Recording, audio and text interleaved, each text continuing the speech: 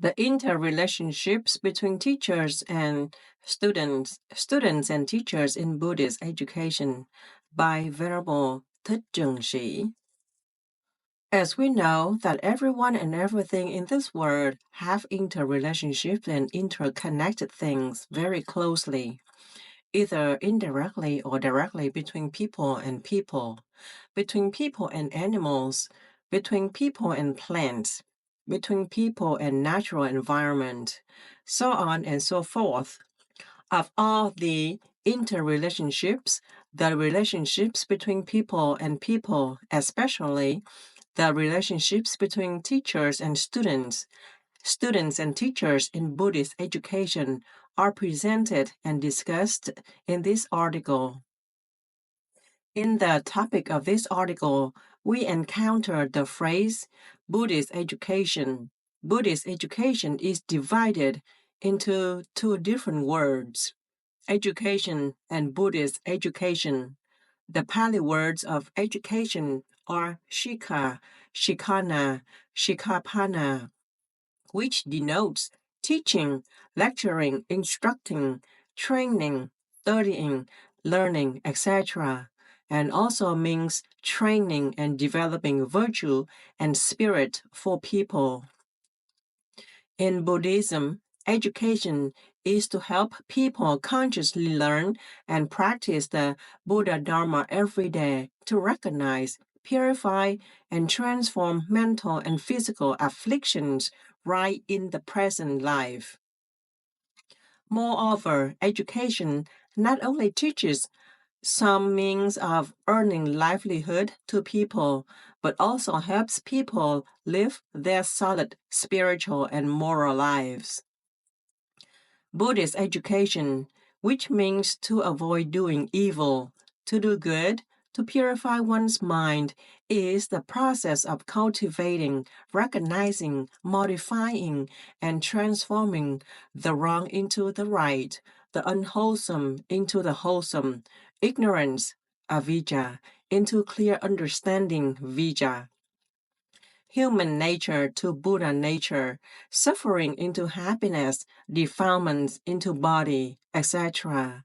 Buddhist education aims at training us to become people of mindfulness and awakening, steadiness and carefreeness, peaceful joy and happiness like an awakened one. The object of education and Buddhist education is people. The people here are the people who are mindful and aware, have many close relationships, understood as teachers and students, and vice versa. Indeed, in Buddhist education, the interrelationships between teachers and students and teachers have specific relationships that are linked together by transmission, continuation, education, and training of talented and virtuous people in the spirit of mutual assistance, mutual affection, mutual love, mutual respect, mutual benefit, including self-benefit and altruistic benefit through the practice and application of the Buddha Dharma in daily life to benefit the many right here and right now in the present life. As you know, teachers are forerunners of the previous generation, understood to be the ones who transmit, inherit, and guide the noble, righteous, and the correct path to the next generation.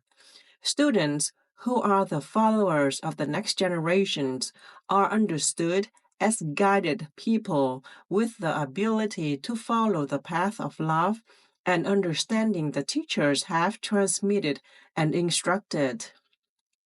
Thus, both the guide and the guided people have very close relationships and interdependencies in learning, practicing, applying, and tasting the peaceful flavor of the Dharma in order to bring peace and happiness to the majority in the present life.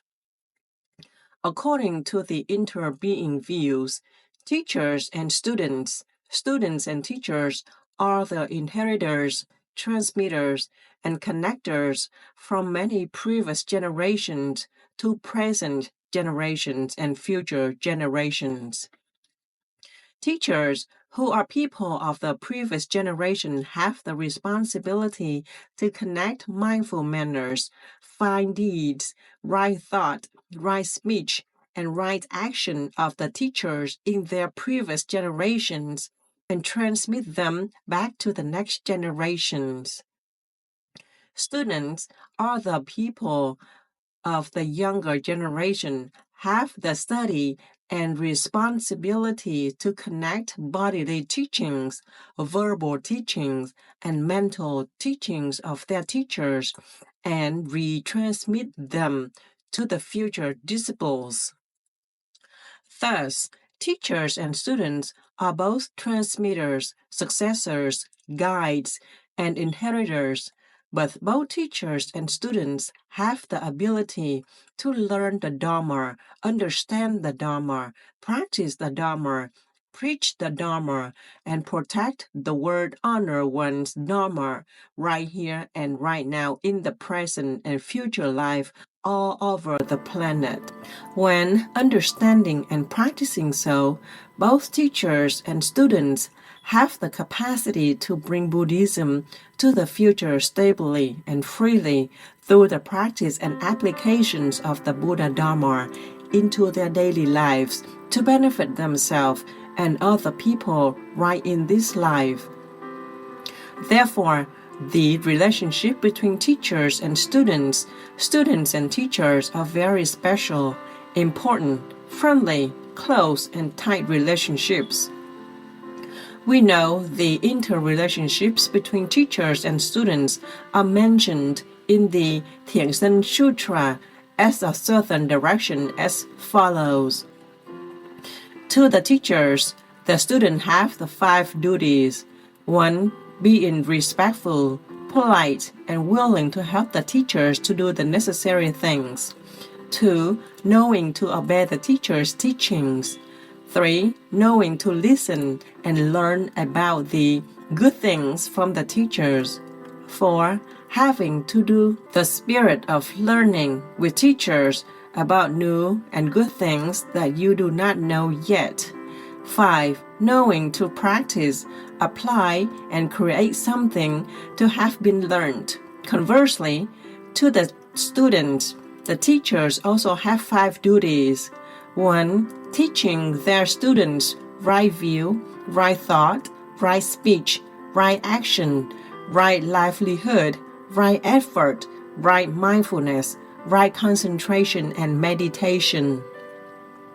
2. Guiding students in the pedagogical methods. 3. Do not hide knowledge and wholeheartedly impart knowledge and life experience to students. 4. Transmitting bodily teachings, verbal teachings, mental teaching to students. 5. Expecting students to become talented and virtuous people and better than teachers. On the other hand, we know the interrelationships between teachers and students are also mentioned in the Dharma Inheritance Sutta, Dhamma Dhyaya Sutta, number 3 of Madhya Nikaya via the practice and application of the word honor one's Dharma in order to bring good reputation, prestige, manners, harmony, solidarity, strength, stability, and peacefulness for themselves, for learning and cultivation assemblies, for the community, and for society. In their process of propagating the Dharma and serving beings, first of all, both teachers and students must be those who vow to live their lives of virtue, exemplary, mindfulness, and awareness through inheriting the Dharma, better than inheriting material possessions. However, inheriting the material possessions properly at the right people, at the right works, at the right places and at the right time. Both teachers and students can benefit many people because they are awakened practitioners, vowing to live their lives of awakening, walking together on the happy path, practicing liberation, and making life beautified. We know that the inheritance of the Dharma brings a literal meaning. Its figurative meaning means both teachers and students together learn the Dharma, understand the Dharma, practice the Dharma, protect the Dharma, preach the Dharma, and apply the Buddha Dharma in their daily lives to bring peace and happiness to themselves and other people right in this life. Inheriting the Dharma means the process of cultivation and transformations of teachers' and students' bodies and minds. In the process of this cultivation, both teachers and students have the capacity to transform the unwholesome seeds such as greed, anger, delusion, arrogance, doubt, wrong views, etc., into the wholesome seeds such as almsgiving, loving kindness, compassion, wisdom, modesty, right view, etc. When inheriting the Dharma diligently and effortfully, both teachers and students have the ability to bring happiness to people, joy to their families, and peace to the world in the light of loving kindness, compassion, and wisdom of the Word-honored One. Furthermore, we should understand that teachers and students here can be whether monastic or lay Buddhist. Both kinds of those people that cultivate the Buddha Dharma well can bring authentic peace and happiness to the many all over the planet. Through learning, understanding, practicing, and applying the Buddha Dharma into their daily lives, they are truly happy teachers who can change the world and dedicate the fruits and flowers of peace and joy to life. Indeed, those who inherit the Dharma of the Word-honored One stably and peacefully, their bodies and minds are always at ease, light, and relaxed in their mindful breaths, thoughts, words, and deeds. With applying and practicing the Buddha Dharma diligently, peacefulness and happiness have the ability to permeate and cool their bodies and minds. On the other hand, those who inherit material possessions only know how to benefit individuals, have no sense of practice for themselves and other people. They will certainly be ridiculed and criticized by the world. Indeed, the inheritance of such material possession is only for personal enjoyment, not for the purpose of practicing and benefiting oneself and other people. Then, in this case, it only means selfishness, no generosity, and no altruism. Material possessions here are understood as clothing, utensils, food, drinks, vehicles, houses, etc. Inheriting material possessions offered by almsgivers, both teachers and students that must have a sense of knowing enough depend on it to cultivate, to nurture their bodies and minds, to propagate the Dharma, and to benefit living beings. Inheriting such material possessions can bring many benefits to oneself and other people. Both teachers and students will never be ridiculed and criticized by the world. Those who have cultivated, inherited, and used the material possessions properly with the right people, at the right places, at the right jobs, and at the right time can reap and create more merit. People who do not practice cultivation or practice half-heartedly, inherit and use the material possessions with the wrong people, in the wrong place, in the wrong job, and at the wrong time, they create little merit, and sometimes they do not reap any merit at all. Through the possession of cultivating diligently and inheriting the material possessions properly, we can create more merit. The merit we obtain is thanks to the process we know how to do charity, such as supporting poor students, building houses of gratitude, helping the needy, etc. With merit and virtue, we practice strong and long-term cultivation, live in accordance with the Buddha Dharma, in the spirit of selflessness and altruism. For a typical example, money offered by donors is used for raising monastic to cultivate and train them to become talented and virtuous people. We only use that money for nurturing the monastics. Conversely, if we use that money for building a temple, casting a bell, creating a statue, those affairs also mean working for the triple gem, the Buddha, the Dharma, the Sangha. But in this case, all of the above actions have inappropriate meanings because we use that money with the wrong people, in the wrong place, in the wrong job, and at the wrong time. However, there are times when we use the money offered by donors inappropriately, at the wrong time, in the wrong place, and in the wrong jobs.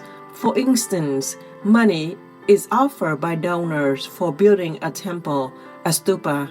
We use that money for printing scriptures. What we did like that was not right.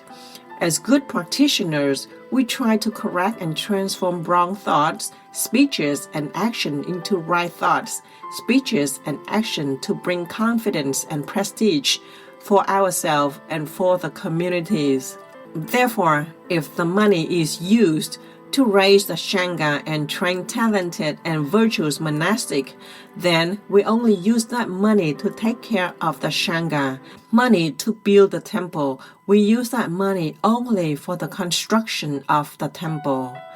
Through the above-mentioned things, we need to be careful and fully aware of inheriting material possession of almsgivers. Whether small things or big things, we inherit material possessions in the right way in the sense of mindfulness and awareness.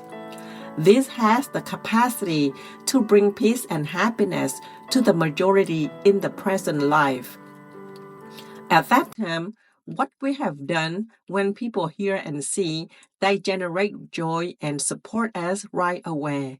The energy of cultivation, life experience, and the light of compassion and wisdom, peacefulness and happiness in us has the ability to illuminate many people.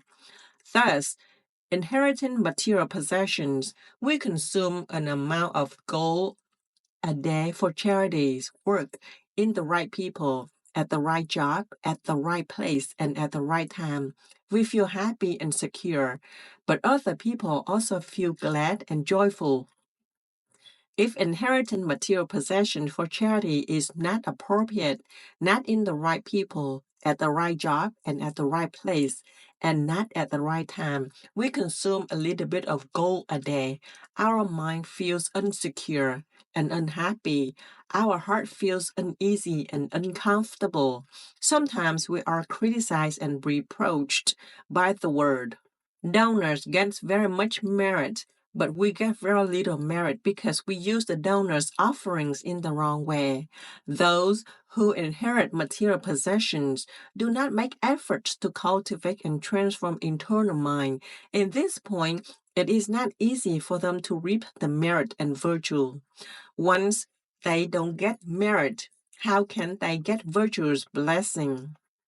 In this case, a person offering who is a donor is likened to a knife. The offer person who is a partner is likened to a grinding stone. If receiving material possession from almsgivers, the practitioner who do not cultivate diligently does not live a life of mindfulness and awakening, use donation from almsgiver to do the charitable things, not appropriately, not in the right people, at the right job, and in the right place, and not at the right time, the grinding stone of the practitioner becomes more and more worn. namely virtuous blessing of the practitioners, gets more and more decreasing. Conversely, the almsgiver's knife is sharper and sharper, namely virtuous blessing of the almsgiver gets more and more increasing. Virtuous blessing has no sign, but it manifests itself in the cultivated life of each of us. Virtuous blessing can be seen via a peaceful and happy life of monastery, in which teachers and students are wise people and practitioners vow to live their lives of awakening with harmony, love, and understanding of fellow practitioners, sisterhood, and brotherhood in order to jointly practice the Buddha Dharma and benefit human beings. Being aware of it very clearly, we know how to practice well, live a life of mindfulness and awareness, know how to use material possessions offered by almsgivers intelligently to do appropriate charity work. Our trust and prestige will go up. When we hear what we do righteously, everyone is happy and willing to support us both materially and spiritually. When understanding and practicing so, teachers, students, along with almsgiver, feel happy in their hearts. From here, peace and happiness have the ability to permeate and cool the body and mind through the practice and application of the Buddha's teaching in their daily lives to benefit the many right in the present life. Thus, the Dharma inheritance and the material inheritance have been discussed. Next, we will continue to discuss the aspects of knowing gratitude and remembering gratitude between teachers and students and teachers in the ceremonies of thanksgiving or grateful repaying of Buddhism. As we know, every month in the early morning, the monastics in the different Buddhist temples usually performing the Thanksgiving ceremony. In this ceremony, they wholeheartedly pay respects to different kinds of gratitudes as follows: gratitude to parents for their given birth and upbringing, gratitude to the Buddha jewel, the Dharma jewel, and the Sangha jewel for giving us bodies and virtue, meditation and wisdom, gratitude to teachers for their teachings, transmission and instruction, gratitude to almsgiver for their support and donations, gratitude to the national heroes for building and defending the country, gratitude to the countries where you were born, have grown up, lived, and worked. Gratitude to healthy natural environments for the auspicious and skillful protections of people. Gratitude to patriarchs for their Dharma propagation and service to humanity from ancient time until the present time. Gratitude to disciples for their Dharma inheritance and continuation, so on and so forth. Of the different kinds of gratitude, in this article, the writer merely mentions the good and intimate relationship between teachers and students and teachers only. In a repayment ceremony, apart from chanting and paying respect to the kinds of the above discussed gratitude, practitioners still pay respect to the following gratitude between teachers and students. To express deep respect and esteem to teachers, students pay homage to their teachers like this. We, the disciples, who would like to thank our teachers for your guardianship, protection, instruction, bow down and pay homage to the Buddha, the Dharma, and the Sangha residing permanently in many directions. In the process of Dharma cultivation and learning, students learn a lot of beautiful words and nice ideas, especially life experience and cultivation experience from the first teacher and other teachers. In addition to learning indirectly and directly from Dharma teachers, the students also learn many things about virtue, education, science, medicine, philosophy, etc., not only from Dharma teachers, but also from secular teachers, and the students are thankful and grateful for them deeply. According to the culture and spirit of upward and good directions, those who teach us a life experience, a good speech, a good meaning, a useful and practical work are our teachers. Indeed, in Buddhist education, teachers often play very important roles of the guides showing the disciples the path of peace and happiness. This peaceful path is likened to interconnected 8-lane freeway. Each lane represents a right thing. 8 lanes symbolize 8 right things including right view, right thought, right speech, right action, right livelihood, right effort, right mindfulness, and right concentration. 8 lanes are gathered in a path. 8 right things are collected in a peace and liberation. Peace in cultivation, liberation in practice, and application of the Buddha Dharma in our daily lives to benefit human beings. 1 is 8. 8 is 1 and all. Both 8 and 1, 1 and 8 support together like image with its shadow. Both teachers and students and teachers take refuge in and support each other in their lives of cultivation, peace, and happiness. Together, towards enlightenment and spiritual liberation, like waves with water, they cannot separate from each other. When they understand and practice so, both teachers and students feel happy and peaceful through studying the Dharma, understanding the Dharma, practicing the Dharma, protecting the Dharma, and spreading the Dharma. Both teachers and students have the ability to bring the flowers and fruits of peacefulness and happiness right here and right now in the present life. Next, in order to express their happy hearts when they see that the students are better than the teachers start to think of joy and encouragement as follows. Children are better than their parents, whose house has virtuous blessings. The students are better than the teachers, whose schools has virtuous blessing. The disciples are better than the teachers, whose temple has virtuous blessing. Of course, parents and teachers are better than their children and disciples. Their families and temples have virtuous blessings.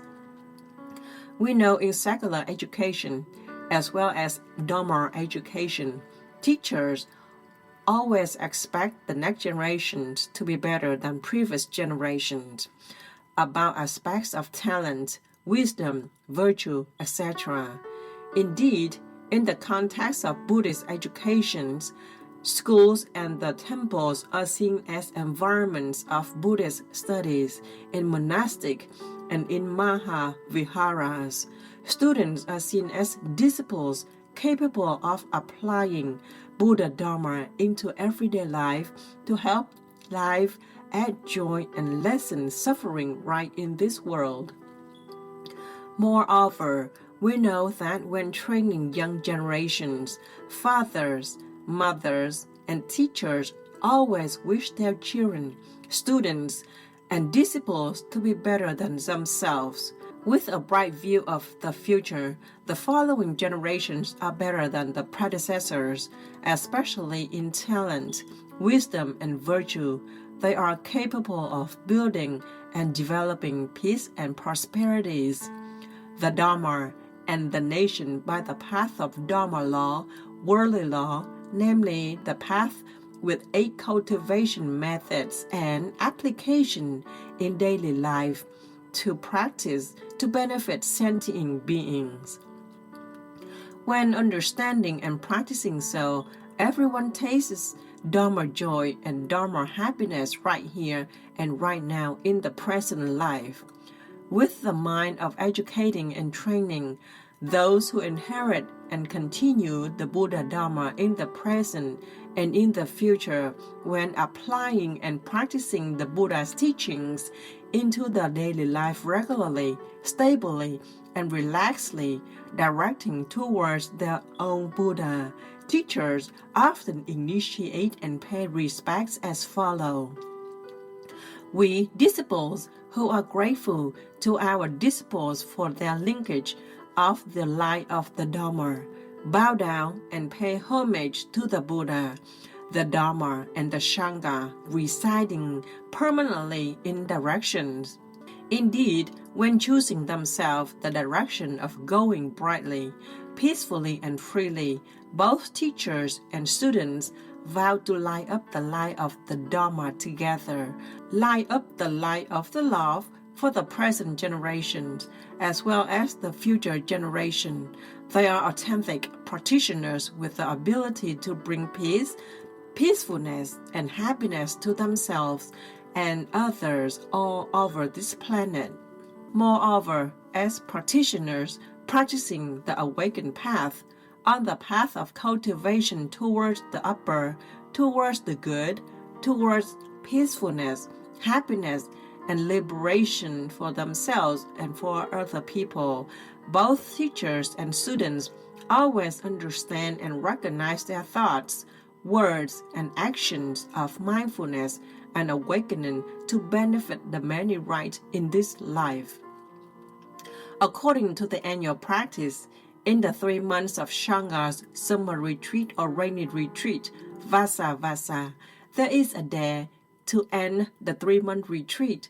That closing day is called the Day of Joy, the 10th holiday of monastic, facing each other to perform a ceremony to recognize what they had practiced in the dignified and pure Dharma center and to express their mutual respect and esteem and say, during the days of practicing Buddha Dharma with the Great Assembly, if I have something mindful and deficiently mindful, please beg fellow practitioner happily to show me the good things so I know how to promote and increase them. The non-good things for me to know how to correct and transform them. In this Dharma Center, I would like to sincerely acknowledge and be grateful to fellow practitioners for their instructions, realizing that if I have weaknesses caused by the lack of mindfulness, I promise my heart not to repeat the last mistake. Or if I have good and beneficial things created by right mindfulness, I tell my heart to try to maintain and promote the benefits to bring peacefulness and happiness to the many right in the present life. When understanding and practicing so, both teachers and students and teachers can together contribute to bringing the Dharma into life and making life more joyful and less suffering. In everyday life, lay Buddhists and monastic together understand and apply to the world-honored one's teachings into their daily lives diligently, flexibly, mindfully, wakefully, stably, and relaxedly. They have the ability to bring joy and happiness for themselves and for other people in the family, at school, in the workplace, in the office, and in society. To sum up, through the above-mentioned things, the relationships between teachers and students and teachers are specific relationships in Buddhist education, interconnected with one another by thoughts, speeches, and actions of love, understanding by love of teachers and students, by love of sisterhood, brotherhood, love of Dharma friends, fellow practitioners, by love of the Dharma protection and Dharma propagation through the practice and application of the Buddha Dharma in their daily lives to bring peacefulness and happiness to many people. The intimate relationships, which are very practical in the present, are tightened together by the substance of cultivation, by mutual assistance, mutual affection, mutual love, mutual respect, harmony, and solidity, by transmission and continuation, by guidance and inheritance of the Dharma of World Honor One, mindfully and consciously, both teachers and students and teachers that are practitioners of peacefulness and liberation have the capacity to protect, uphold, and develop Buddhism in the present as well as the future brightly and splendidly all over the world.